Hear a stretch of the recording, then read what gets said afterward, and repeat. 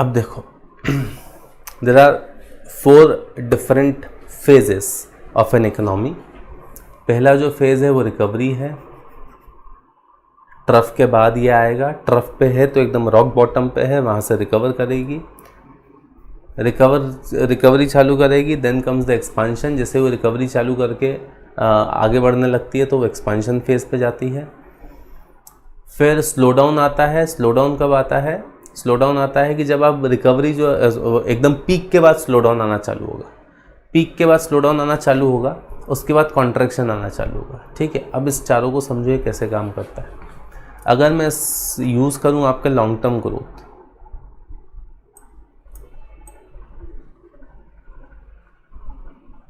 जो long term trend line है, this is long term trend line, और economy यहाँ पे एकदम ट्रफ है मान लो, यहाँ से इकोनॉमी बढ़ी, फिर गिरी और फिर बढ़ी।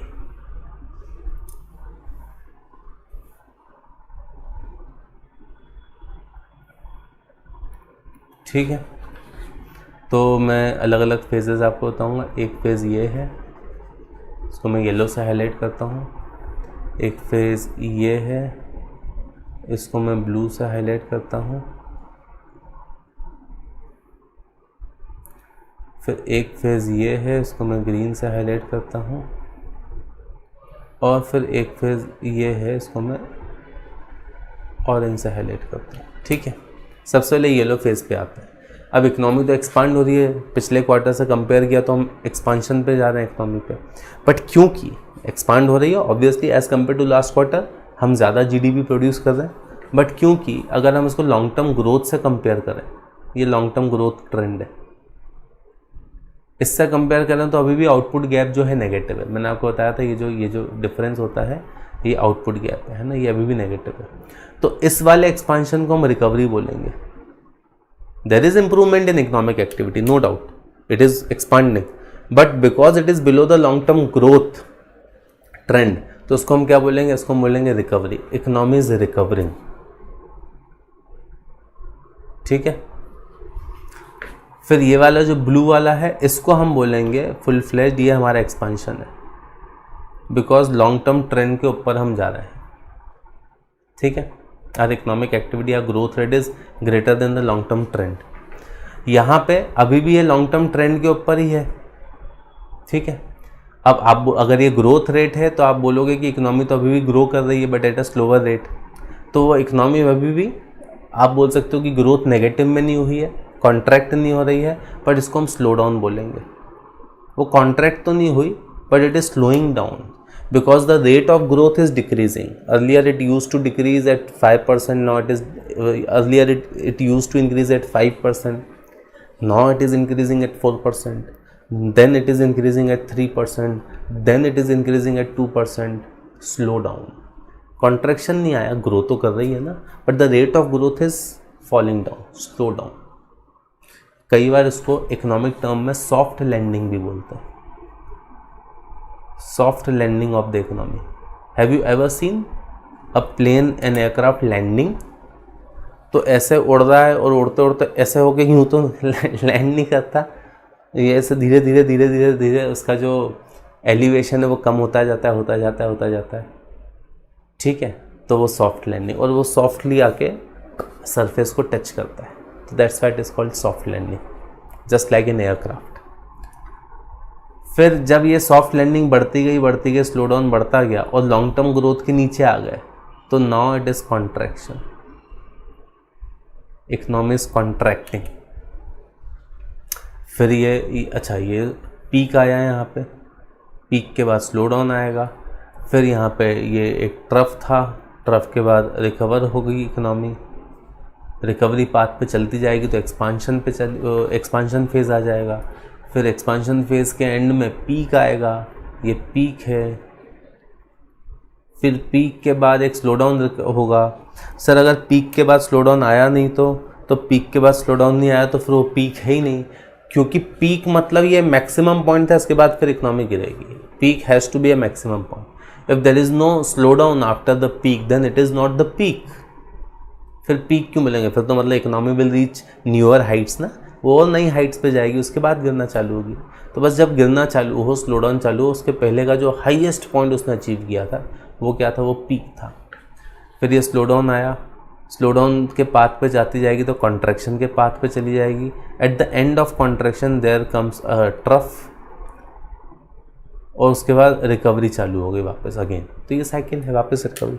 अब आप बोलोगे सर ट्रफ के बाद रिकवरी चालू नहीं हुई, अगर ट्रफ के बाद रिकवरी चालू नहीं हुई तो it is not the trough, क्योंकि रिकवरी चालू होगी तभी तो ये प्रूव हो जाएगा कि जो ट्रफ था वो bottom point, most rock bottom point था, इट वाज द बॉटमेस्ट पॉइंट, इससे नीचे इकोनॉमी जा ही नहीं सकती। ठीक है, तो a trough is followed by a recovery, a peak is followed by a slow down. ठीक है, क्लियर हुआ?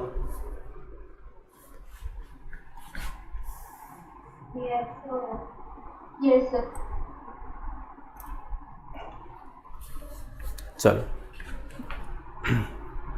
अब ध्यान से पढ़ो, ये this table is very important, मतलब I can not tell in words will fall short how important this table is, because इस पे वो क्वेश्चन पूछते हैं। एंड टेक माई वर्ड्स, इसमें बहुत कंफ्यूजन होता है, क्योंकि सब एक जैसा लगता है कि कब नैरो हो रहा है आउटपुट, कब एम्प्लॉयमेंट बढ़ रहा है, कब गिर रहा है। देखो what this table is saying कि these are different phases. In first they are describing the phases, कि वो फेज क्या होता है, एंड उस फेज में, ये रिकवरी फेज में इकोनॉमिक एक्टिविटी कैसी चलती है, कंज्यूमर और बिजनेसेस किस तरह से कंज्यूम या इन्वेस्ट करते हैं, एम्प्लॉयमेंट पे क्या असर होता है, इन्फ्लेशन पे क्या असर होता है। And this is not all. फिर क्या होगा, ये तो केवल एक जनरल स्टेटमेंट, जनरल व्यू बता दिया उन्होंने अलग अलग फेजेस का। फिर उन्होंने आगे क्या किया है, ये फेजेस ख़त्म नहीं हुए, ये फेजेस आपका पूरे चैप्टर का नाम ही अंडरस्टैंडिंग बिजनेस साइकिल है। फिर ये फेजेस में क्या होगा, ये फेजेस में एम्प्लॉयमेंट पे और ये फर्म्स पर्सपेक्टिव आ गए फर्म पे। क्यों आ गए फर्म पे, क्योंकि यही तो आपका सबसे ज़्यादा कंसर्न है कि ये बिजनेस साइकिल एक फर्म को कैसे अफेक्ट करेगी, एम्प्लॉयमेंट कैसे अफेक्ट होगा। तो एम्प्लॉयमेंट तो ऊपर भी लिखा था, ठीक है मैं मानता हूँ, ये तो रिपीटेशन ही है, ये एम्प्लॉयमेंट जो यहाँ लिखा था यही वाले पॉइंट यहाँ पे भी है, ठीक है, यही सेम पॉइंट यहाँ पे भी है। चलो उसको छोड़ते हैं। लेकिन उसके बाद ये सब हो गया, उसके बाद ये हो गया, ये आ गया कैपिटल स्पेंडिंग। देखो कि जब ये कैपिटल स्पेंडिंग और इकोनॉमिक साइकिल का आपस में क्या रिलेशनशिप है, अलग अलग फेजेस में, रिकवरी में कैपिटल स्पेंडिंग कैसी होगी, एक्सपांशन में कैपिटल स्पेंडिंग कैसे होगी, स्लो डाउन में कैसे होगी, कॉन्ट्रैक्शन में कैसे होगी। ठीक है, फिर बिजनेस कंडीशन और एक्सपेक्टेशन पे क्या अफेक्ट होता है, ये इस चारों फेजेस का। तो वो एक एक बिजनेस एक्टिविटी या एक एक बिजनेस फीचर को लेते हैं, कैरेक्टरिस्टिक को लेते हैं, और चारों फेजेस में वो कैसे परफॉर्म करता है, वो कैसे शेप अप लेता है, वो यहाँ पे आपको एक्सप्लेन किया, राइट। तो you have to understand these phases very clearly. चलो पहले रिकवरी फेज की बात करते हैं। मैंने आपको रिकवरी बता दिया। Economy is going through a trough, economy trough से गुजर रही है। ट्रफ मतलब रॉक बॉटम, एकदम बॉटम से। बट ट्रफ पे तो थी सर आपने बोला, लेकिन ट्रफ से तो आगे बढ़ गई है, वो ऊपर जा रही है। यहाँ तो ऊपर जा रही है ना, देखो क्या लिखा है, negative output gap starts to narrow. तो जो नेगेटिव आउटपुट गैप है, ये भाई नेगेटिव आउटपुट गैप था इतना, अब ये देखो नेगेटिव आउटपुट गैप नैरो होना चालू हो गया, इट इज़ नैरोइंग। मतलब economy has chosen a path कि अब हमको ऊपर जाना है, राइट। तो अंडरस्टैंड दिस, ट्रफ एकदम बॉटमेस्ट पॉइंट था, रॉक बॉटम, इकोनॉमी ट्रफ में ही है, बट अब वो धीरे धीरे क्या हो रहा है, वो नैरो हो रहा है। मतलब बॉटम पे ही है, बट आउटपुट, नेगेटिव आउटपुट जो है वो नैरो हो रहा है। ठीक है, क्लियर। अब बिजनेस एक्टिविटी कैसी है, बिजनेस एक्टिविटी अभी भी एवरेज से तो बिलो है, एक्टिविटी लेवल से बिलो पोटेंशियल। ये आपका ये जो लाइन है ये पोटेंशियल बताता है, ये इकोनॉमी का पोटेंशियल है। एक्टिविटी तो अभी भी पोटेंशियल से नीचे ही है, below potential, but start to increase होना चालू हो गई। They are below the potential but they have started to increase. ठीक है, एम्प्लॉयमेंट पे क्या असर होता है, what effect does it have on employment. Layoffs slow, layoff मतलब नौकरी से निकाल देना, ले ऑफ यहाँ पे स्लो हो जाता है। मतलब ले ऑफ है बट वो स्लो हो गया बिकॉज अब इकोनॉमी में थोड़े अच्छे इंप्रूवमेंट दिखने लग गए ना, तो lay off will start slowing down.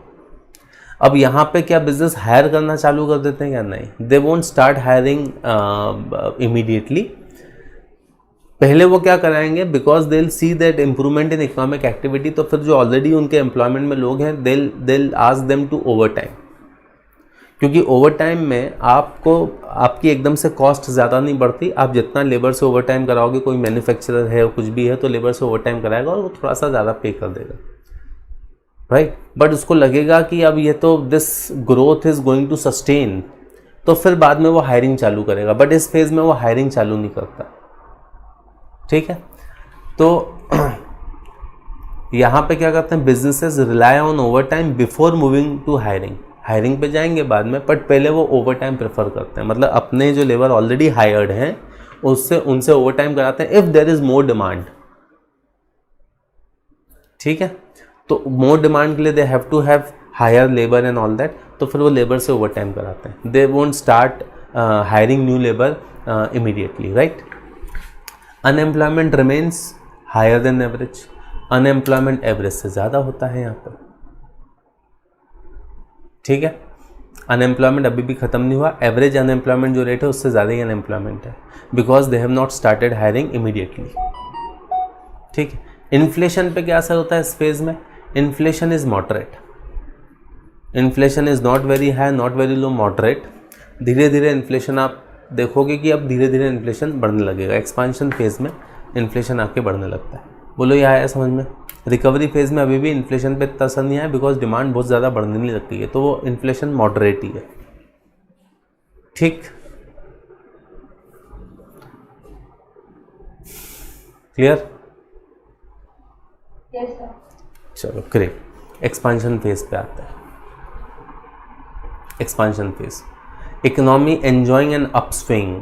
अभी expansion phase upswing, positive output gap opens. देखो पॉजिटिव आउटपुट गैप ओपन हो गई, तो पॉजिटिव आउटपुट गैप ओपन हो गई, मतलब वो लॉन्ग टर्म एवरेज जो ट्रेंड ग्रोथ है उसके ऊपर निकल गए,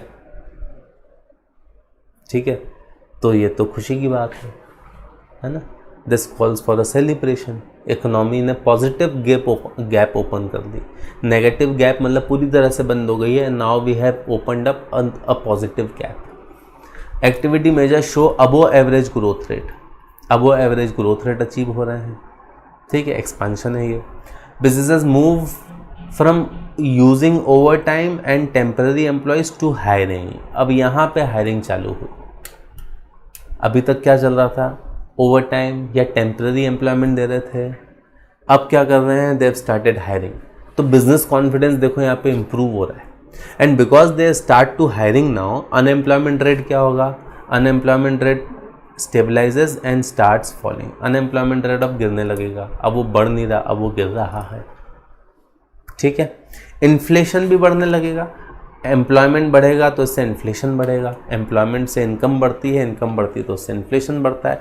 और बिकॉज बिजनेस एक्टिविटी बढ़ने लग गई है तो there would be demand in the economy, and when there would be demand in the economy तो उससे इन्फ्लेशन पे भी इम्पैक्ट पड़ेगा, तो inflation starts rising. And that is the reason why कभी इकोनॉमिक्स में आपने पढ़ा होगा कि इन्फ्लेशन थोड़ा बहुत बढ़ना अच्छा होता है। And every economy wants inflation to grow, every economy, every central government, every central bank wants some amount of inflation in the economy. RBI का भी 2 से 4% का वो है टारगेट इन्फ्लेशन का, कि 2% से नीचे नहीं होना चाहिए, 2 से 6% का, सॉरी, और 6% के ऊपर नहीं होना चाहिए, क्योंकि 6% के ऊपर आउट ऑफ कंट्रोल हो जाएगा। 2% से नीचे तो फिर डिमांड ही नहीं इकोनॉमी में।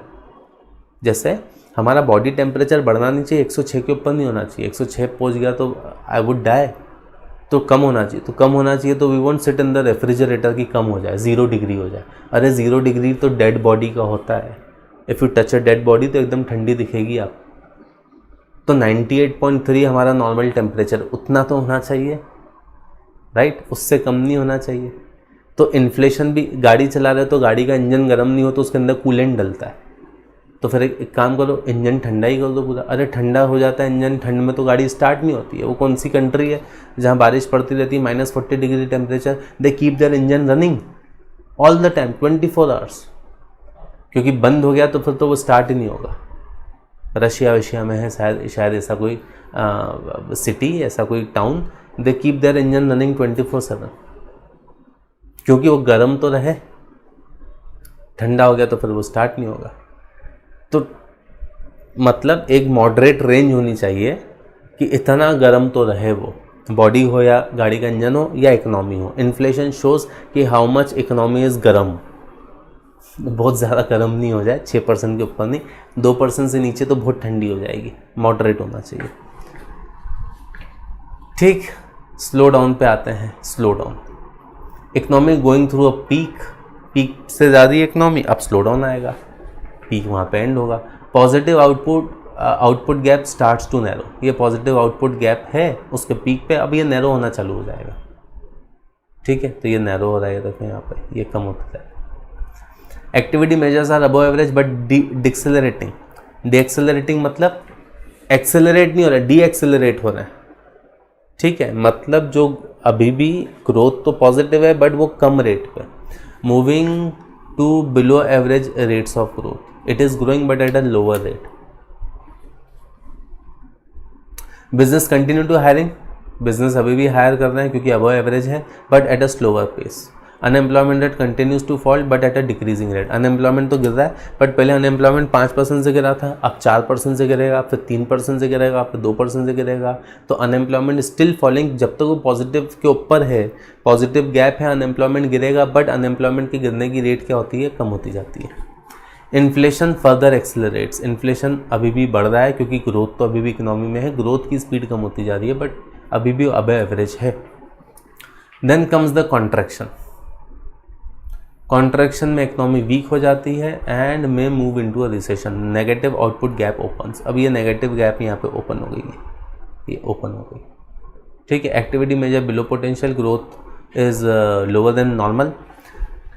Business first cut hours, eliminate overtime, freeze hiring, overtime को एलिमिनेट करते हैं, वर्किंग आवर्स कट करते हैं, हायरिंग बंद कर देते हैं और उसके बाद जब कुछ नहीं सुधरता तो फिर सीधे ले ऑफ पे आ जाते हैं। 100 लोगों, 200 लोगों, 500 लोगों को एक साथ निकाल दिया। ठीक है, एकदम से ले ऑफ पे नहीं आते बट जब और कॉन्ट्रैक्शन होते जाता है तो फिर it comes to lay off, the last resort is laying off the employees. Unemployment rate starts to rise, और ले ऑफ पे आते हैं तो अनएम्प्लॉयमेंट बढ़ने, खैर वो ओवर टाइम ही कम कर देंगे तो भी अनएम्प्लॉयमेंट बढ़ जाएगा, फिर ले ऑफ में तो अनएम्प्लॉयमेंट और बढ़ जाएगा। इन्फ्लेशन गिरने लगता है but with a lag, lag मतलब इन्फ्लेशन पे असर देरी से होता है, inflation would react later, economic activity पहले ही गिरने लग जाती है, इन्फ्लेशन बाद में चेंज होता है। अभी हम आगे